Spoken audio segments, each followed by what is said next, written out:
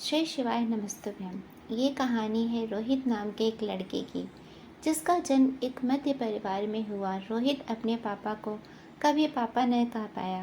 बाप का चेहरा बचपन में ही भुला डाला। पापा के जाने के बाद घर के हालात हुए और भी खराब। घर में दूजा ना था कोई बड़ा कमाने वाला। घर था भरा पूरा, पर कोई न साथ देने वाला। सब मतलब के रिश्तेदार, परिवार की स्थिति और भी बिगड़ती जा रही थी। घर चलाना भारी पड़ रहा था। सब रिश्तेदार, परिवार वाले सब हालत को देखते हुए रोहित की माँ का मजाक उड़ाते थे और माँ को ताना मारते थे कि शहर छोड़कर गांव वापस चली जा, यहाँ कुछ नहीं होने वाला तेरा। कैसे पालेगी अपने 4 बच्चों को? क्या है तुम्हारे पास? माँ ने मना किया और कहा, गांव में कुछ नहीं होगा मेरे बच्चों का। मैं उन्हें इसी शहर में पढ़ाऊंगी, उन्हें बड़ा आदमी बनाऊंगी, पर तुम लोगों के सामने कभी हाथ नहीं फैलाऊंगी। माँ का विल पावर टूटा नहीं। रियल लाइफ स्टोरी संघर्ष की कहानी लिखने के लिए सबसे पहले एक फैसला और एक बड़ा कारण रीज़न होना चाहिए। लाइफ में कुछ करने के लिए, कुछ पाने के लिए, जैसे कि रोहित की माँ के पास था। ये कहानी आपको सफलता दिलाएगी। माँ के इस फैसले से सब लोग खफा, नाराज हुए। माँ को सताने के लिए घर वालों ने लाइट का कनेक्शन तक काट दिया। उसे परेशान, टॉर्चर करने लगे। माँ की संघर्ष की कहानी शुरू हुई। माँ थी नहीं ज़्यादा पढ़ी लिखी। सोचा नौकरी करूँगी तो बच्चों का ख्याल कौन रखेगा, इसलिए फिर किराए की दुकान चलाने का फैसला लिया। जब कोई साथ न दे तो पड़ोसी ही फरिश्ते बनकर मदद के लिए आगे आते हैं और दुकान खोलने के लिए पैसा उधार देते हैं। दुकान चलाना शुरू किया, हर जिम्मेदारी को निभाया। बिना बिजली के चिमनी में खाना पकाकर बच्चों को खिलाया। थोड़े पैसे जमा कर बच्चों को स्कूल में भेजना शुरू किया। वक्त बीतता जा रहा था। परिवार वाले अंदर अंदर जल के खाक हो रहे थे। सब कुछ अच्छा होते हुए देख नहीं पा रहे थे। रोहित बचपन से ही कुछ बड़ा करना चाहता था। माँ का व्यवहार अच्छे होने की वजह से पड़ोसियों ने बिजली देकर अच्छे पड़ोसी होने का एहसास दिलाया। बुरे वक्त में जो साथ दे वे ही अपने होते हैं। वक्त तेजी से के साथ बीत रहा था। रोहित का बड़ा भाई सोहन भी बड़ा हो चुका था। अपनी जिम्मेदारी निभाने के लिए माँ का काम में हाथ बटाने के लिए आगे आता है और अपने छोटे भाई बहनों को पढ़ाने के लिए मदद करने लगता है। बुजुर्ग कह गए हैं कि अपने शब्दों में इतनी मिठास रखो कि आपके बोलने से ही किसी को कोई तकलीफ ना हो। कभी कभी पैसा नहीं, व्यवहार, आपके बोलने की मिठास ही सारे काम अपने आप करवा देती है। जिसका कोई नहीं होता उसका ऊपर वाला होता है। बस अपने कर्म किए जाओ, फल की चिंता मत करो। जिम्मेदारी के बोझ तले रोहित के 2 बड़े भाई रोहन और सोहन पढ़ाई पूरी नहीं कर पाते हैं और अपनी जिम्मेदारियों को उठाने लगते हैं। सोहन की कुछ टाइम के बाद शादी हो जाती है।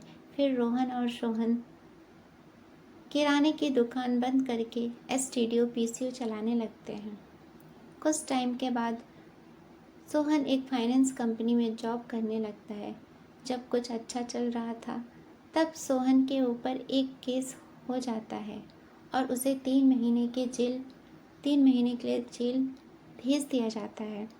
यहाँ से पूरा परिवार वापस टूट जाता है। सारे रिश्तेदार, परिवार सब मजाक उड़ाते हैं और हंसते हैं। सबके ताने सुनकर रोहित की माँ काफ़ी परेशान रहने लगती है। रोहित भी पढ़ रहा होता है। जब उसे कोर्ट के चक्कर और जेल में भाई से मिलने के लिए जाना पड़ता था तो ये सब देखकर वो बहुत डर जाता था। उसकी पूरी पढ़ाई डिस्टर्ब हो चुकी थी। रोहित ने पूरा मन बना लिया था कि अब वो आगे पढ़ाई नहीं करेगा। पूरे 3 महीने के बाद सोहन घर आता है। सब उसे देखकर बहुत खुश होते हैं। हालांकि रोहित को सबने बहुत सपोर्ट किया और कहा कि पढ़ ले, तेरे ऊपर कोई प्रेशर नहीं है, क्योंकि रोहित सबका लाडका था, क्योंकि सबसे छोटा जो था, इसलिए सबको उससे बहुत उम्मीद थी कि ये कुछ लाइफ में बड़ा करेगा। हालात अच्छे होते जा रहे थे, सब कुछ बढ़िया चल रहा था, पर अचानक से रोहित की माँ पूरी तरह से बीमार हो जाती है और पूरा घर पूरी तरह से डिस्टर्ब हो जाता है। 4 साल तक बीमार रहने के बाद एक दिन रोहित की माँ भी भगवान के पास चली जाती है।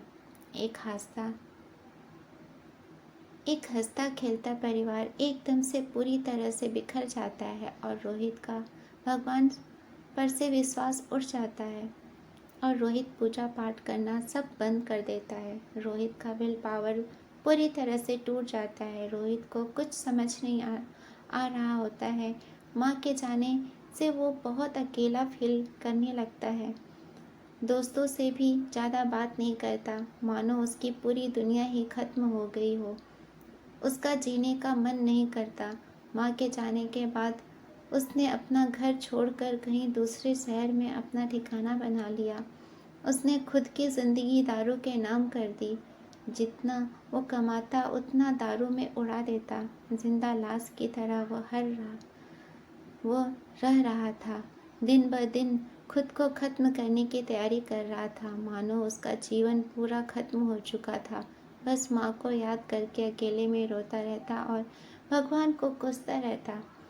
हालात कभी भी बदल सकते हैं, इसलिए अपने हालात को देखकर कभी घबराना नहीं चाहिए। अपना सेल्फ कॉन्फिडेंस नहीं खोना चाहिए। ऊपर वाले पर भरोसा रखें, जो होगा अच्छा होगा। बस वक्त को थोड़ा वक्त दें, वक्त बदलने के लिए।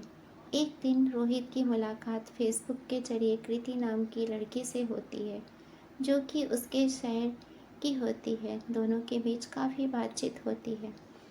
दोस्ती कब प्यार में बदल जाती है उन्हें खुद पता नहीं चलता और रोहित कृति से कहने पर ड्रिंक करना और भगवान पर वापस भरोसा करना और पूजा पाठ करना शुरू कर देता है।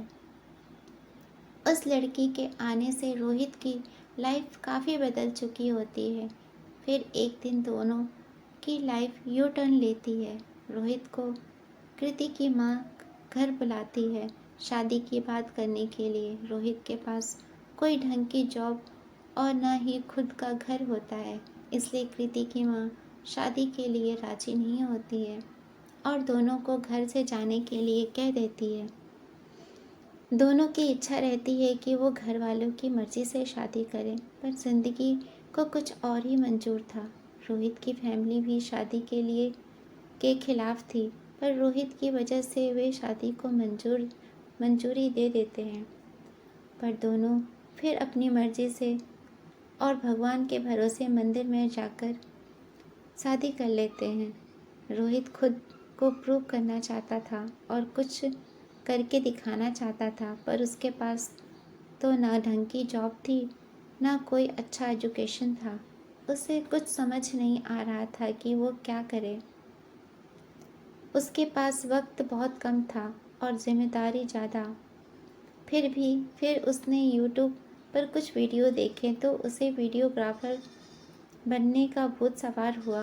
उसने कसम खा ली कि मैं अब बेस्ट वीडियोग्राफर बनकर दिखाऊंगा। दृढ़ निश्चय ही इंसान की ताकत बनती है। दृढ़ निश्चय इंसान को मानसिक रूप से ताकतवर बनाती है। उसका विल पावर स्ट्रॉन्ग और सेल्फ कॉन्फिडेंस को बढ़ाती है, ताकि आप लाइफ में कुछ बन सके, कुछ अचीव कर सकें और सक्सेसफुल व्यक्ति बन कर दिखाएं। और साथ ही रोहित को लिखने का शौक था। वो छोटी छोटी कविता और शायरियाँ लिखा करता था जब उसे टाइम मिलता तब। और दोनों की लाइफ काफ़ी अच्छी चल रही होती है। रोहित ने सब कुछ यूट्यूब की मदद से सीखा और शादी के 2 साल के बाद ही रोहित अपना वीडियोग्राफिक और कंटेंट राइटर का काम शुरू कर देता है और खूब मेहनत करता है। 8 साल अपने पेशा प्रोफेशन में देने के बाद रोहित अपने शहर का सबसे बढ़िया और बेस्ट फोटोग्राफर इंसान बन जाता है और खुद को प्रूव करके दिखाता है और साथ ही साथ अपनी एक बुक्स भी पब्लिश करता है और अपनी ज़िंदगी की संघर्ष वाली कहानी अपनी बुक्स के ज़रिए सबको बताता है। रोहित की बुक्स सभी को अच्छी लगती है और बुक्स की कॉपी मिलियंस में बिकती है। आज रोहित की शादी को 12 साल हो चुके हैं और रोहित का एक बच्चा भी है।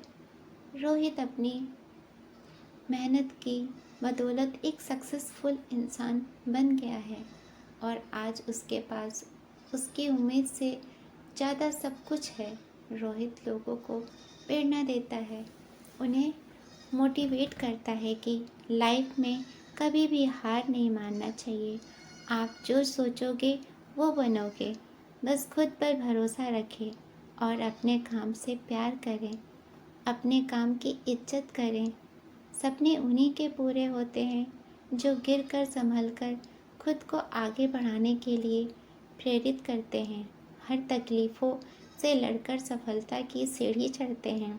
दोस्तों, इस कहानी में मैंने आपको एक रियल लाइफ कहानी बताई है। ये कहानी हमें इंस्पायर करती है और हमें प्रेरित करती है लाइफ में आगे बढ़ने के लिए। इस कहानी के ज़रिए हम सफलता को पा सकते हैं, उसे हासिल कर सकते हैं। मैं आशा करती हूँ कि आपको मेरी ये कहानी ज़रूर पसंद आई होगी। अगर आपको मेरी ये रियल लाइफ स्टोरी पसंद आई हो तो अपने दोस्तों के साथ ज़रूर शेयर करें और अपनी राय मुझे नीचे कमेंट बॉक्स में ज़रूर दें। धन्यवाद।